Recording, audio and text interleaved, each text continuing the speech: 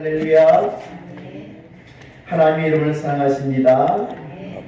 하나님께서 여러분과 영원히 세상 끝날 때까지 함께 하시고 버리지 아니하시고 떠나지 않을 줄로 믿습니다. 오늘 하나님 말씀 누가복음 8장을 통해서 두려움을 이기는 믿음에 대해서 말씀을 나누려고 합니다. 누가복음 8장을 보면 예수님이 행하시는 일들 가운데 뭐가 연결되어 있냐면은 사탄, 마귀의 괴계가 깔려있는 것을 보게 되었습니다. 오늘 첫 번째 19절부터 있는 말씀을 보면 예수님의 어머니와 그 동생들이 왔다 이렇게 나와 있습니다. 왜 왔을까요? 마태복음과 마가복음을 읽어보면 그 당시에 예수님의 사역이 누가복음 8장 이 말씀이 사역, 예수님의 공생애가 있잖아요. 사생활의 공생애가 시작된 지 3년째예요. 그러니까 3년이 지나면 제자를 선택해서 하나님 나라를 선포하며 복음을 전하면서 걸어온 길이 3년째 끝을 향해 가거든요. 예수님의 공생애가 3년이잖아요. 십자가를 향해 가는 길이 거의 막다지에까지 이런 거예요. 그러니까 제자들이 예수님을 따라다니며 기적을 보고 하나님의 말씀을 듣고 깨닫고 해석해 주신 걸 통해서 은혜 받으면서 살아온 날이 3년인 거예요. 3년 동안 훈련을 받고 말씀을 듣고 제자로 이렇게 양육되어지면은 예수님 닮아가겠죠, 그렇죠? 그런 시기. 그 시기가 되었을 때에 예수님의 명성이 온 나라에 가득 찼어요. 그래서 예수님에 대해서 모르는 사람이 없고 모든 사람들이 예수님만 바라보고 예수님이니까 모여들어요. 예수님이 가는 곳에는 사람들이 얼마나 모여들었던지 쉴 겨를가 없었죠. 미어터질 정도로 앞으로 나가지 못할 만큼 수많은 사람들이 모여들었어요. 얼마나 놀라운 일인지 모릅니다. 그런데 또 반대로 그와 같이 예수님이 높아지고 많은 사람들이 존경하고 따르니까 반대하는 세력들.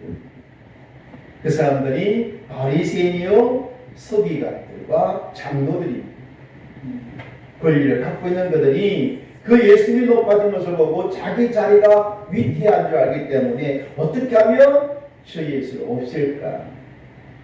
없앨 수 있는 방법 중에 제일 쉬운 것이 뭐냐면 소문이거든요. 소문을 내는 거예요. 그 소문이 어떤 소문이냐면은 마태복음 보니까 예수님을 보고 귀신 들렸다는 거예요. 병든 자를 고치고 귀신 들린 자를 쫓아내니까 역으로 저 예수가 발세물이다, 마귀라는 사탄, 귀신이다. 그렇게 말하면서 마가복음 보면은 미쳤다. 예수님이 미쳐간다라고 여기죠. 그러니까 마귀에게 잡혔다, 마귀다, 아니면 미쳐가고 있다. 왜냐하면 하루 종일 쉴 수 없을 만큼 분주하시던 주님이고 수없이 많은 사람들이 모여오는데 모든 병을 고치고 하니까 사람들이 얼마나 이런 예수님을 귀찮겠어요. 반대 세력들도 막 그렇게 하니 예수님의 어머니나 형제들 뿐만 아니라 친척들까지도 다 동원해가지고 말려야 됩니다. 저 예수를 그냥 두면 미쳐버릴 거야. 저러다가 큰일 나겠어. 그런 마음들이 생겨나면서 어떻게 하든지 설득해야 되겠다. 그게 가족의 마음이죠. 이건 가족의 마음이잖아요.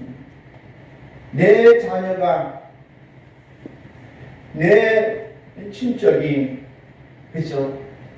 잘못된 길로 가고 저에서 망하면 안 되는데 라는 그런 간절한 마음이 어머니에게도 있고 형제들에게도 있고 그래서 말겨야 돼. 저렇게 놔두다가는 망할 거야.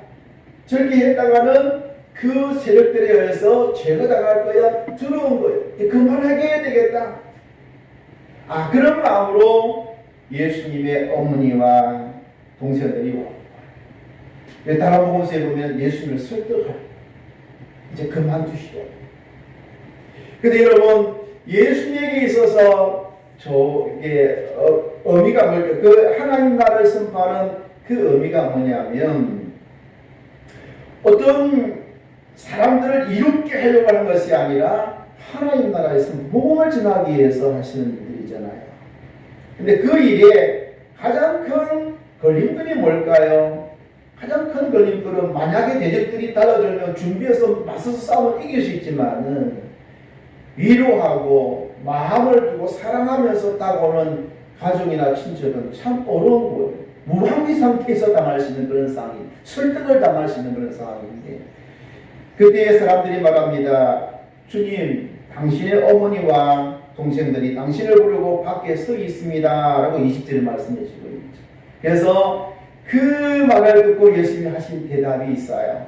21절에 보니까 예수께서 대답하여 이르시되 내 어머니와 내 동생들은 곧 하나님의 말씀을 듣고 행하는 이 사람들이라. 이 사람들이라 라고 지명하는 것은 제자들을 말하죠. 하나님의 나라, 하나님의 말씀을 듣고 행하는 자들이 내 부모요 내 형제들이다 라고 말하면서 가장 중요한 것은 하나님 나라, 복음 전하는 일이 주님에게서는 가장 중요한 일이었음을 보게 되었습니다. 그렇게 복음을 전하고 가르치고 하면서 얼마나 여러분 쉴 수 없을 만큼 지쳤던 그 시간에 22절 보니까 하루는 그렇게 나와 있어요. 그 하루는 마태복음 보니까 점을 매라고 나와 있어요. 그러니까 하루 종일 병건자를 고치고 복음을 전하고 설교하시다가 점으로 가니 쉬고 싶은 거예요. 그렇죠? 쉬고 싶어서 제자들에게 뭐라 말하죠? 배를 저어서 건너편으로 가자. 배를 타고 건너편으로 가자라고 말합니다. 쉬고 싶은 것이죠. 근데 다른 복음서에 보니까 그 배가 갈 때에 다른 배들도 사람들이 타고 예수님을 쫓아가는 것을 보게 되었습니다. 건너편으로 가자. 호수 저편으로 건너가자. 건너가자라고 하신 말씀이 22절에 있는데 누가 하신 말씀이죠? 주님이 하신 말씀입니다. 주님이 제자들에게 건너가자. 건너편으로 건너가자라고 명령하십니다. 주님이 하신 말씀이에요. 그래서 건너가는 거거든요. 건너가는데 행선할 때라고 말합니다. 23절에 보니까 행선한다는 말은 한참 배가 운행해서 가고 있을 때 그런 뜻입니다. 무슨 말씀이냐면 배가 가기에 합당한 날씨였다. 바다가 잔잔했다는 거예요. 만약에 그 당시에 바람이 불고 풍랑이 일어났다면 예수님의 제자는 그 바닷가의 베테랑이잖아요. 어부들이니까 바다의 상황이 잘 알기 때문에 주님 조금 있다 가셔야 됩니다. 바람이 차고 나면 가면 됩니다. 여기 몰아치는 바람은 잠깐이면 지나갑니다라는 거. 왜냐하면 수없이 많은 경험했고 그걸 이겨냈기 때문에 그렇게 말했을 겁니다. 그런데 그들이 아무 말도 하지 않냐고 주님을 그 배 모신 채로 출발하셨던 것은 바다가 뭐라고요? 잔잔했다는 뜻이에요. 풍랑이 없었다는 거예요. 가기에 너무 좋은 날씨였어요. 저녁 무렵이 됐음에도 불구하고 괜찮았다 그 말이에요. 금방 지나갈 수 있다고 생각한 겁니다. 그래서 배를 타고 가는데 주님은 잠이 드셨다라고 말합니다. 잠이 드셨어요. 그러니까 육신을 입으신 주님이 얼마나 피곤하겠어요. 대단하게 고단하셨을 겁니다. 그래서 주무신 배공을 주무셨다라고 말합니다. 그 다음에 23절 보니까 마침 갑자기 이런 뜻이에요. 갑자기 광풍이 호수로 뭐라고요? 내리쳤다라고 말합니다. 이게 갈릴리 바다에 대해서 안 가봤지만은 갈릴리 바다에 대한 그러한 지형을 보면은요, 바람이 산을 타고 넘어와서 그 호수를 뒤집어 엎는 거. 그러니까 바람이 산을 넘어서 내리치니까 얼마나 그 강풍이 강하겠어요. 잔잔했던 호수가 바로 뒤집어질 수 있는 그런 강풍이 몰아쳤는데 그 호수에서 그 배는 물이 가득하게 되었다. 물이 가득하게 되어 위태하게 되었다라고 말합니다. 다른 복음서에는 잠기게 되었더라라고 말합니다. 여러분, 그러한 풍랑을 겪어본 제자들이거든요. 얼마든지 이겨냈던 제자들입니다. 극복해낼 수 있는 재능이 있는 자들입니다. 그 사람들을 따라갈 만한 어부들은 없을 정도로 대단하게 바다의 전문가들입니다. 그런데 오늘 이 강풍은 놀랍게도 그들조차도 감당하기 어려울 만큼 큰 강풍인 것을 보게 됩니다. 예상하지 못했던 강풍, 한 번도 경험해보지 못한 강풍이 몰아칩니다. 우연일까요? 우연히 그랬을까요? 늘 일상적으로 일어나는 풍랑이었을까요? 특별하게 이 어부들조차도 감당하기 어려울 만큼 큰 풍랑이 일어나게 됩니다. 그래서 그들이 그것을 벗어나려고 애를 썼지만 더 이상 할 수가 없으니 24절에 보니까 제자들이 나와서 깨어 주님께 나와 이릅니다. 주여 주여 우리가 뭐라고요? 죽겠나이다. 이 말씀을 자세히 살펴보면 주여 주여 우리가 죽겠나이다 라고 말하는 우리가 라는 말에는 누가 포함된 것이죠? 자기들도 또 누구도요? 예수님도 주님도 포함된 거예요. 우리가 이 배에 거기는 모두가 다 어떻게 됐다고요? 죽게 되었나요? 어째서 돌아보지 않습니까? 우리가 죽게 된 것을 왜 돌아보지 않습니까? 라고 슬피 부르짖는 거거든요. 슬피 부르짖는 모습을 보게 되었습니다. 죽게 되었다고요. 그때 주님께서 그 풍랑이 일어날 때도 그죠? 배가 뒤집어질 만큼 물이 들어와서 배에 가득 찰 정도로 그런 상황에서도 깨어나지 않을 만큼 곤히 주무시는 주님이십니다. 풍랑이 주님을 깨울 수 없을 만큼 주님이 고단하셔서 쉬고 있는. 왜 그랬을까요? 여러분 깊은 잠을 잘 수 있는 사람의 특징이 뭐냐면 염려가 없을 때예요. 그렇죠? 염려 없으면 잠 잘 자요. 네, 고민이 많고 염려가 많으면 잠이 안 해서 엉망을 뒤질 거거든요. 근데 염려하지 않고 걱정이 없으면 머리만 댔다면 코 골고 사는 거예요. 그 풍랑이 일어나는 바다, 놀이 지는 그 바다에서도 주님은 금방 잠이 들 정도로 뭐가 붙다고요? 염려하지 않고 걱정하지 않고 풍랑이 일어나서 바람이 불어서 배를 집어삼킬 같은 상황 가운데서도 잠을 잘 수 있음이 얼마나 놀라운 평안입니까? 죽게 됐다면 난리를치는데도 불구하고 잠들 수 있었던 주님. 이런 평안이 여러분에도 있기를 주님으로 축원합니다. 세상에 얼마나 염려가 죽게 돼요. 그때 깨웠더니 그때서 깨어나신 거예요. 제자들이 깨우니까. 여러분 그때 주님이 일어나서 바람과 물결을 꾸짖으셨습니다. 이 꾸짖다는 말이 성경원에 보니까 예수님께서 명령하십니다. 꾸짖다는 말이 귀신 들린 자에게 명령했던 말 같고 귀신 들린 그러니까 바람과 바다를 하면서 명령하십니다. 이해가 되십니까?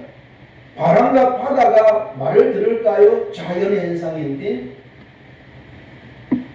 그 바람이 왜 일어나는지 여러분 자연적으로 일어나는 것은 이 세상을 이롭게 하는 거거든요. 그렇죠? 기억할지 모르지만 이 땅이 이루어지기 위해서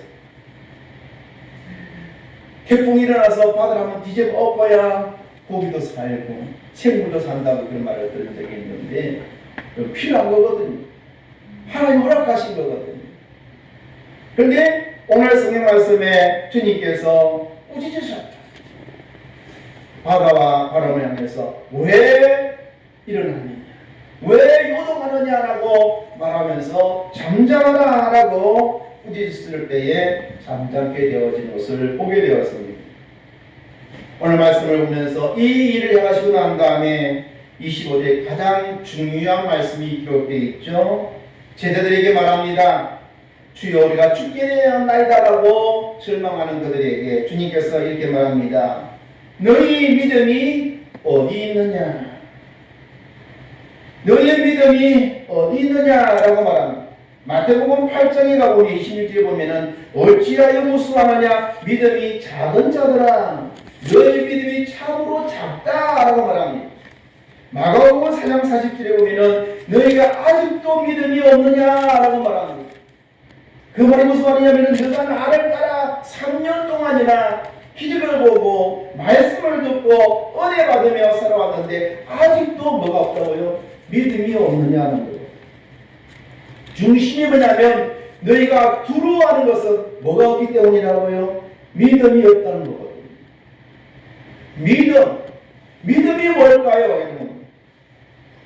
오늘 성경 말씀에서 주님께서 굉장히 놀라워하시는 말씀이 뭐냐면 너희의 믿음이 어디 있느냐? 믿음이 작구나, 믿음이 없구나 라고 하신 그것 때문에 실망하시다.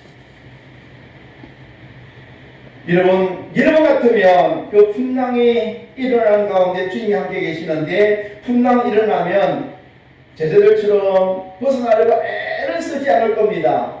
풍랑이 일어나자마자 주님 깨웠겠죠. 그래서 제자들은 그래도 애써서 그 풍랑을 이기려고 노력하다가 안 되니까 주님을 깨운 거거든요. 나 같으면 풍랑 일어나자마자 주님 깨웠을 거예요. 주님 풍랑 일어납니다. 일어나서 좀 어떻게 해보세요 라고 할 것입니다. 근데 뭐가 믿음일까요? 사랑하는 성도 여러분, 이 제자들에게 믿음이 없다는 말이 뭐냐면 내가 여기 있는 거예요. 주님이 그곳에 계십니다. 주님이 그 배에 함께 있는 거예요. 주님이 곁에 계시는 거예요. 지금까지 3년 동안 주님을 따라다니면서 말씀을 듣고 기적을 보고 하나님의 나라를 알게 되었던 그들에게 아직도 믿음이 없느냐라면 내가 지금 이 풍랑이 일어나고 배가 깨질 판이고 물에 잠길 판인 이 배 안에 누가 있다고요? 내가 있지 않느냐, 주님이 있지 않느냐, 하나님이신 내가 있지 않느냐. 내가 있는데 이 배가 부서지겠느냐, 내가 있는데 이 배가 깨지겠느냐, 내가 여기 있는데 내가 가자고 했는데 나와 함께 이 길을 가는데 너희가 망하겠느냐라고. 할렐루야. 이게 믿음이거든요. 나를 집어삼키고 나를 망하게 할 상황에 왔음에도 불구하고 나는 주의 이름으로 이 길 가고 있어. 나는 주의 자녀로서 이 삶을 살아가고 있어. 그렇기 때문에 나는 두려워하지 않을 거야. 왜냐하면 세상이 주님을 이길 수 없으니까. 나는 나의 것이 아니라 누구 것이죠? 주님의 것이잖아요. 주님께서 말씀합니다. 세상 끝날 때까지 내가 너와 함께할 것이다. 내가 너를 버리지 아니하고 떠나지 아니하고 잊지 않겠다고 하신 약속의 말씀을 믿으면 어떤 환경과 여건이 올지라도 주님이 지금 나와 함께 계신다. 이게 뭐라고요? 믿음이. 이 믿음이 있으면 병이 와도 내 집이 무너져도 하나님이 다시 일으키실 거야. 하나님을 고치실 거야. 하나님으로 말미암아 내가 다시 일어날 수 있어 라는 믿음을 갖고 이겨낼 수 있을 줄 믿으시기 바랍니다. 주님이 가장 섭섭했던 것이 뭐냐면 주님을 믿지 못하고 그게 믿음인데 그 믿음이 없다라고 말씀하면서 오늘 이 시대를 살아가는 한국교회와 우리 믿는 성도들 향해서 믿음이 없다라고 말씀하고 계세요. 내가 함께 있는데, 내가 택하였는데, 내가 세웠는데 오늘날 많은 교회들이, 많은 사람들이 일어나서 이 나라와 이 정권과 여러 가지 상황에 대적하고 소리치는 이유가 뭘까요? 주를 믿지 못하기 때문에. 주께서 이 나라를 세웠다. 그 어렵고 힘든 그 오랜 세월 전부터 하나님께서 이 나라를 지키시고 인도해 주시고 함께 하시는, 하나님이 떠나지 아니하시고 계시는데 뭐가 두렵냐? 믿음이 없는 교회, 믿음이 없는 성도들 가득 차있는 한국. 여러분 두려워하지 마십시오. 사람이 아무리 어둠을 치고 하나님을 파괴시키려고 모든 걸 다 동원할지라도 여러분 역사를 보면 다 망했죠. 결코 하나님은 망하지 않는 이 믿음을 갖고 기도하셔. 그래서 저는 나라와 민족을 위해서 기도할 때 너무너무 짧게 기도. 뭐라고 기도하면 되냐면 주님 계시잖아요. 주님이 이 나라를 지켰으니 지켜주세요. 그럼 끝나는 거예요. 뭐 대통령이 자기도 하고 뭐 정치가 잘 되게 그거는요 하나님이 주관하십니다. 우리가 할 수 있는 기도는요, 하나님 이 나라를 버리지 마십시오. 하나님 떠나지 마시고 붙잡아 주세요. 그러면 끝나는 거예요. 내가 뭘 할 수 있겠어요? 여러분이 뭐 한다고 해서 바뀌어질까요? 하나님이 움직이셔야 되는 거거든요. 하나님. 이 풍랑이는 바다를 제자들이 어찌할 수 있을까요? 못하는 거예요. 아무리 노를 짓고 기술이 있고 경험이 있어도 벗어날 수 없는 것이거든요. 근데 그들이 중에 한 사람은 야 주님이 계시잖아. 풍랑이 아무리 일어난다 할지라도 주님을 삼킬 수 있느냐? 없다라는 믿음의 사람 한 사람 있었으면 편안했을 거예요. 아무도 그 믿음이 없어요. 그래서 믿음이 작은 자들은 깨닫지만 믿음이 있어도 서러운 일 텐데 깨닫지고도 못한 믿음을 가진 자들이라고 말합니다. 믿음이 적은 자, 믿음이 없는 자들이라고 말하는 제자들 말씀을 보면서 우리를 돌아보십시오. 여러분을 돌아보십시오. 나에게는 정말로 하나님이 기뻐하는 믿음이 여러분을 가는 그 길에 이 풍랑이는 바다와 같다는 것을 기억하십시오. 이 세상 앞으로 어떻게 이 나라가 요동칠는지 아무도 몰라요. 세상이 어떻게 뒤집어질지 아무도 몰라요. 그러나 기억하십시오. 나는 죄사함 받은 하나님의 자녀. 하나님이 나와 함께 계신다. 이 믿음이 있으면 두지 않을 줄로 믿습니다. 나를 예배놓으신 친구도 있는데 뭐가 들었습니까? 하나님 부르시면 가야 되잖아요. 기쁨으로 가면 되잖아요. 저는 많은 목사님들이 병 때문에 고민하고 막 이걸 들으면서 아니 하나님 부르시면 가야지요. 하나님 오라고 하시는데 받아들이지요. 70이 넘고 80이 넘는데 그것 때문에 고민하고 이 병원 찾아가고 저 병원 찾아가지 말고 조용히 기도하면서 주님의 때를 기다리십시오. 하나님 꽂으시면 더 살고 부르시는 친구까지 얼마나 좋습니까? 나를 살게 하시고 나를 죽게 하시는 권세가 하나님께 있잖아요. 그래서 늘 기도할 때마다 내 생명의 주관자가 하나님이심이 얼마나 감사한지요. 그 기도거든요. 내 생명의 주관자가 세상이 아니고요. 내 생명의 주관자가 어떤 권세자가 아니라 하나님이라.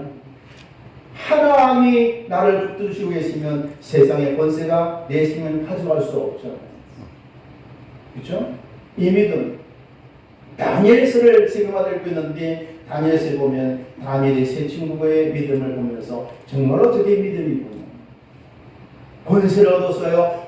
평안하게 살 수 있어요. 조금만 약하면 되는데 당당하게 아니오라고 말했어요. 불물 속에 던져진다 할지라도 나는 하나님만을 숨기겠습니다. 하나님께서 나를 그 불 속에 던져낼지라도 건져주실 것입니다. 그리 아니하실지라도 나는 하나님을 사랑합니다. 고백했던 그 믿음이 그 7배나 뜨거운 불물불이 그들을 삼키지 못합니다. 그게 믿음의 능력입니다. 기도하지 말아라. 기도하면 사자굴식에 던져넣는다라고 말하는 법이 만들어졌는데 그때 다니엘은요 여전히 하루에 3번씩 기도하는 것을 버리지 아니하고 문을 열어놓고 보든지 말든지 내 생명은 너희에게 있는 것이 아니라 하나님께 있다는 믿음을 가지고 기도하는 거예요. 잡혔어요. 사자굴식에 3일이나 굶은 사자들이 입을 물고 있는 곳에 던져지게 됩니다. 아침에 느부갓네살이 쫓아와서 하나님이 좀 아니라 살았느냐? 예, 살았습니다. 하나님이 천사를 보내서 그 사자입을 다 봉했었습니다. 그러자 그를 몸에 있는 사람들을 가족들 다 끌고 와서 그 왕이 던져넣어라! 던져넣었더니요 하나님이 없는 지키지 아니하시니까 그들이 땅에 발이 닿기도 전에 사자가 그들의 배를 부셔버렸다라고 말하고 있습니다. 무슨 일이죠?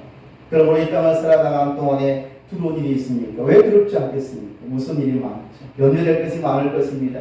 그 앞에서 여러분 믿음을 나타내십시오. 하나님이 나와 계시 나를 택하여 자녀 삼으셨는 세상 끝날 때까지 나와 함께하고 풍랑이라는 바다 가운데서도 주님이 함께하니 건너갈 수 있었고 잠잠게 되었던 것처럼 내 인생도 주님 때문에 반드시 이 강을 건너가게 될 것이고 반드시 오르는 목적지까지 이르게 될 것이다. 이 믿음으로 승리하며 살아가시기를 주님으로 축원합니다. 기도하겠습니다.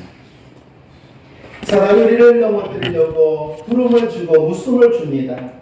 그래서 순간에 하나님 나와 함께 계심을 잊어버리고 내 방법대로 내 주관대로 내 지혜대로 살아나오려고 발버둥칠 때가 얼마나 많이 있는지 모릅니다. 그래서 옆에 나가서도 부르짖고 기도하면서 구해달라고 소리칠 때가 얼마나 많은지 모릅니다. 주여 사랑하는 성들의 마음속에 두려움이 사라지게 해주시옵소서. 세상 끝날 때까지 나를 떠나지 아니하시고 붙드시고 함께 하실 주님이 계시니 하나님 두렵지 않게 해주시고 이기게 하시고 감당할 시험 밖에는 허락지 아니하시고 감당하지 못할 때는 피할 때 주시는 하나님의 힘을 믿고 승리하며 살아가는 믿음의 성도들이 되게 해 주옵소서. 예수님의 이름으로 기도하옵나이다.